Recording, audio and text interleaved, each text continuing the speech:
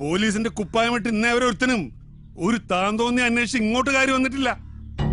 നീ ഒരുത്തൻകാരൻ അങ്ങനെ വല്ലതും നടന്നാ പിന്നെ വച്ചേക്കത്തില്ല തോമച്ചൻ. വാ പൊളിച്ച് നിക്കാതെ ഇറങ്ങണ പുറത്ത്. ഇറങ്ങുവാന്നേ. എന്നാലും അമ്മാവ കൊച്ചുഞ്ഞിങ്ങനെ കക്കൂസി പോലും പോവാതെ ഇതേപടി പോലീസ് സ്റ്റേഷനിലോട്ട് കെട്ടിയെടുത്ത ആ ചീത്തപ്പേരും ഇതേ തറവാട്ടിനല്ലയോ? അധിക പ്രസംഗി. ഇനി നിന്റെ ആസനം കഴിയാൻ പോലീസാണ്. എന്റെ പൊന്ന് സാറേ, ഞാനൊന്ന് പറഞ്ഞോട്ടെ. ഇനി ഒന്ന് പറയുന്നത് പോലീസ് സ്റ്റേഷനിൽ അഹങ്കാരമായി പോവെങ്കിൽ ഒരു അരയെങ്കിലും പറഞ്ഞോട്ടെ. ഒരു ഹാഫ് അറിയില്ല.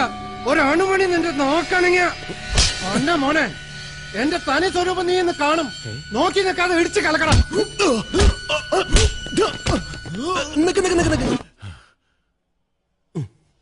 എന്റെ പൊന്ന് ഗണേശൻ സാറേ, ഓരോന്നിനും ഓരോ മര്യാദയുണ്ട്.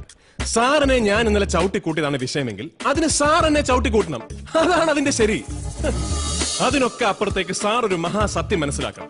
സാർ ഇപ്പോൾ കൈവയ്ക്കാൻ പോകുന്നത് ആരുടെ ശരീരത്തിലാണെന്നുള്ള സത്യം. സാറൊക്കെ കണ്ട പാതി കാണാത്ത പാതി ചടപടാന്ന് സല്യൂട്ട് ചെയ്യുന്ന പാലക്കാട് SP നായിന്റെ മോനെ, നിന്റെ ഈ പുന്നാര ചേട്ടന്മാര് പല ആവർത്തി എന്നെ വിളിച്ചു പറഞ്ഞു നിന്നെ ഒന്ന് ഇടിച്ചു കലക്കി പരുവപ്പെടുത്തിയെടുക്കാൻ. അതാ ആ സാറുമാരുടെ ഓർഡർ. തറവാടിന്റെ പേരും പറഞ്ഞ് തറയായിട്ട് അങ്ങോട്ട് വാഴാമെന്ന് കരുതിയോടാ പുല്ലേ. ഉത്തരവ് മോണിന ചവിട്ടി കൂട്ടാ ഈ പന്നീനെ.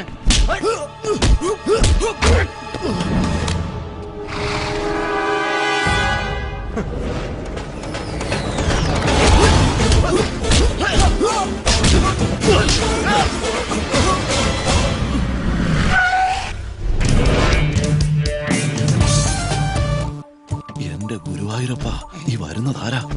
സുപ്രീം കോർട്ടിലെ അഡ്വക്കേറ്റ് ആനന്ദ് ശർമ്മയാ. താൻ പത്രം ഒന്നും വായിക്കാം. ഏതായാലും സല്യൂട്ട് ചെയ്യല്ലേ. Good morning mister Ganesh. I'm advocate Anand Sharma. Please release them. அந்த போலீஸ்காரனை பத்தி தான் நான் சொன்னேன். ஏ கட்சிக்காரர் வடக்கன் வீட்டில் கொச்சுஞ்சுண்ட பெயில் ஆர்டர் என்ற கையில் இருக்கு. കൊള്ളാം. സുപ്രീം കോർട്ടിലെ ഈ സാറിന് അവിടെ വേറെ പണിയൊന്നുമില്ലേ? இருக்கும், எப்போவாவது அப்பப்போ இருக்கும். அதை ஒரேடியா மறந்துடக்கூடாதுதான் இப்ப ഞാൻ ഇവിടെ വന്നത്. എന്റെ പൊന്ന് ശർമാജി, ഈ വരവിന്റെയൊക്കെ വല്ല കാര്യമുണ്ടോ? തെറ്റ് 100% കൊച്ചുകുഞ്ഞിന്റെ ഭാഗത്താ. മൂക്കറ്റം കള്ളും മോന്തി വണ്ടി ഓടിച്ചതും പോരാഞ്ഞിട്ട് അബോധത്തിൽ ഈ നിൽക്കുന്ന ഗണേശൻ സാറുമായിട്ടൊരു കരമിടപാട് നടക്കുകയും ചെയ്തു. പക്ഷെ കണ്ണി കുത്തിയാ കാണാതിരുട്ടായതുകൊണ്ട് നമ്മുടെ അച്ചു അല്ലാതെ വേറെ ആരും ആ ഇടപാടിന് സാക്ഷ്യം വഹിച്ചില്ല. അയ്യോ, തുന്നലുണ്ടോ സാറേ? ബഹുമാനമുണ്ട് സാർ. നിങ്ങളുടെ ഈ കക്ഷി നിയമം തെറ്റിക്കുക മാത്രമല്ല ചെയ്തത്, അന്തസ്സായി ജോലി ചെയ്യാൻ ഇറങ്ങിയ ഒരു പോലീസ് ഓഫീസറെ അതിക്രൂരമായി ആക്രമിച്ച് കൊല്ലാൻ ശ്രമിച്ചു. അങ്ങനെ ഒരു FIR കൂടി ഞാൻ ഇവന്റെ പേരിൽ എഴുതി ചേർത്താ പിന്നെ ഈ നീളം കവർ മതിയാവില്ല. സാറിന് ഇവനെ ഇവിടുന്ന് അങ്ങോട്ട് ഇറക്കി കൊണ്ടുപോവാൻ. ரொம்ப സിൻസിയർ പോലീസ് ഓഫീസറിന് സാർ ഇപ്പൊ പറഞ്ഞു. അതേ നേരത്തില് ഇന്നലെ രാത്രി ഡ്യൂട്ടിക്ക് ഇറങ്ങിയ സാറും സാറിന്റെ സഖാക്കളും தொழில எவ்வளவு பக்தியா உண்மையா ஆத்மார்த்தமா இருந்தீங்க நிரூபிக்கிறதுக்கு எனக்கு ஒரு சந்தர்ப்பம் கிடைச்சிருக்கு. அதை நான் நிரூபிக்க வேண்டாமா? Every time you cannot be high, you know. Sorry Sharmaji, ഒരല്പം ലേറ്റ് ആയി. No no, you are on time. Doctor, எனக்கு இவரையும் இவர் கூட இருக்கிற எல்லாருடைய பிளட்டும் டெஸ்ட் பண்ணி இவங்க உடம்புல எவ்வளவு ஆல்கஹால் இருக்குன்னு தெரியணும். മനസ്സിലായില്ല. ഇന്നലെ തണ്ണി പോട്ടിട്ട് വണ്ടി ഓട്ടിയ എന്റെ കക്ഷിക്കാരനെ നീങ്ക പിടിക്കുമ്പോൾ நீங்க எல்லாரும் எத்தனை மாத்திரம் தண்ணி போட்டதுங்கிறத ஞான் அறியணும். அதுக்கப்புறம் எந்த மாதிரி FIR எழுதணுங்கிறத ஞான் പറയും. ഡോക്ടർ കുത്തുങ്ങ. ഇന്നലെ ചെക്കിങ്ങിന് ഇറങ്ങിയപ്പോ മാഹിന്ന് ദർശനം കഴിഞ്ഞു വരുന്ന ഒരു കൂട്ടം ചെറുപ്പക്കാർ ഉദിച്ച വക കിട്ടിയ പുള്ള് പോട്ട് കാലിയാക്കുമ്പോ ഞാൻ പറഞ്ഞതാ വേണ്ട വേണ്ടെന്ന്.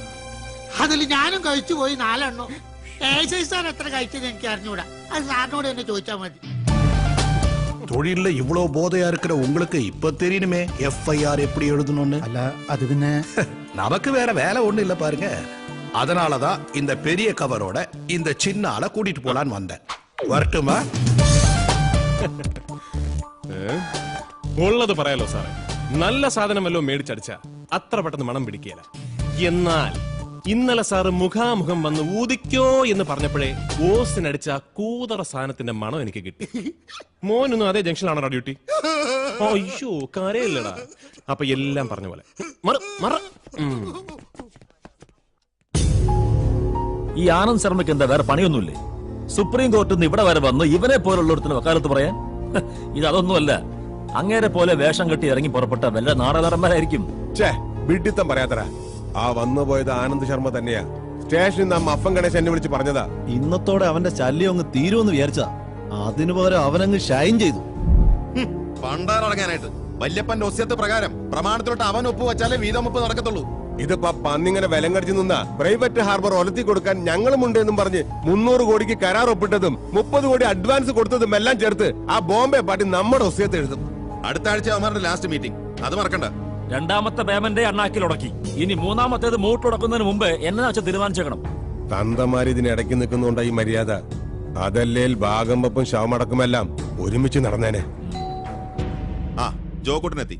കരിമീൻ പൊള്ളിച്ചതും റെഡി. നീ എന്ന് വാതിലോർക്ക്. കുട്ടനല്ല കുഞ്ഞാന്നേ, കൊച്ചു കുഞ്ഞ്.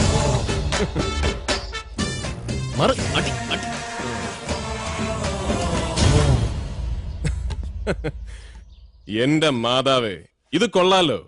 വടക്കൻ വീട്ടിൽ തറവാട്ടിലെ ഫാവി പോളിറ്റ് ബ്യൂറോ മെമ്പേഴ്സ് എല്ലാരും കൂടെ ഇങ്ങനൊരു വട്ടമേശ സമ്മേളനം നടത്തുന്ന ഞാൻ ആദ്യമായിട്ട് കാണുന്നു. കൊച്ചുകുഞ്ഞിനൊരു കസേരയും വീശാൻ 2 പെഗും ഉണ്ടെങ്കിൽ ഒന്ന് കൂടിത്തരാം എന്ന് വിചാരിച്ച് ഇങ്ങോട്ട് ഇറങ്ങിയതാ. അങ്ങനെ ഒരു കസേരയും 2 പെഗും വെച്ച് വീശി അർമാദിക്കുന്ന തന്തമാർക്കുണ്ടായതല്ല ഞങ്ങള്. അതുള്ളതാ. കാര്യം വക്കീല് കള്ളനാണേലും ഇപ്പൊ പറഞ്ഞുള്ളതാ. തന്തമാർക്കല്ല ഈ നിൽക്കുന്ന പിള്ളേർ ആരും ഉണ്ടായതെന്ന് എനിക്ക് പണ്ടേ മനസ്സിലായി. കൊച്ചുകുഞ്ഞിനെ ഇടിച്ച് പദം വരുത്തിയേച്ച് ഈ നെഞ്ചത്തോട്ട് കൃഷി ഇറക്കി അങ്ങനെ ഇപ്പൊ ആരും വിളവെടുപ്പ് നടത്തണ്ട. നടക്കുകയല്ല. കുരിശുപള്ളി മാതാവാണെ നടക്കുകയല്ല. ഇപ്പൊ 2 എണ്ണം കേറിയച്ചാണ് ഞാൻ ഇങ്ങോട്ട് കേറി വന്നതെങ്കിൽ കളക്ടറാണ് SP ആണെന്നൊന്നും ഞാൻ നോക്കിയാലായിരുന്നു. ഇടിച്ച് കൂമ്പ് കലക്കി രക്തം മുള്ളിച്ചാണ് ഞാൻ. വന്ന് മുള്ളിക്കടാ. ചവിട്ടി നിന്റെ ആടിയാധാരം കലക്കും ഞാൻ. ഭാഗം വെപ്പ് മാത്രം മനസ്സിൽ കണ്ട ആക്രാന്തം മൂത്തിട്ട് ചേട്ടായിക്ക് ഇപ്പൊ എന്നാ കണ്ടാലും അടിയാധാരം എന്നൊരു ചിന്തയുള്ളൂ. ചേട്ടായിയേ, എനിക്ക് മാത്രമല്ല ഇവിടെ നിൽക്കുന്ന എല്ലാവർക്കും ഉണ്ട് അടിയാധാരം. ഇനി ഒരടി മുമ്പോട്ട് വെച്ച ചവിട്ടി അടിപ്പണ്ടം കലക്കി കൈ തരിഞ്ഞാൻ. എങ്കി ഇങ്ങോട്ട് വേടാ. നീ വടതണ്ടി. കൊച്ചുകുഞ്ഞിനോടാ കളി. ഒരാവർത്തി കൂടി എല്ലാരോടും പറയാ, വടക്കൻ വീട്ടിൽ കൊച്ചുകുഞ്ഞിനോട് ഉടക്കാൻ നിക്കല്ലേ, ഒടച്ച് കൈ തരിഞ്ഞാൻ. അപ്പൊ ശരി.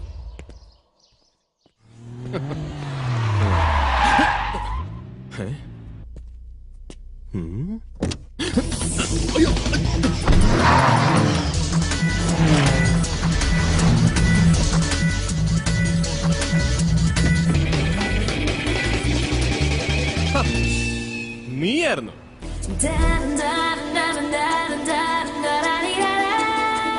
ആദ്യ കാഴ്ചയിലെ ആകാശം കണ്ടപ്പോ എനിക്ക് തോന്നി നീ ആയിരിക്കുമെന്ന്.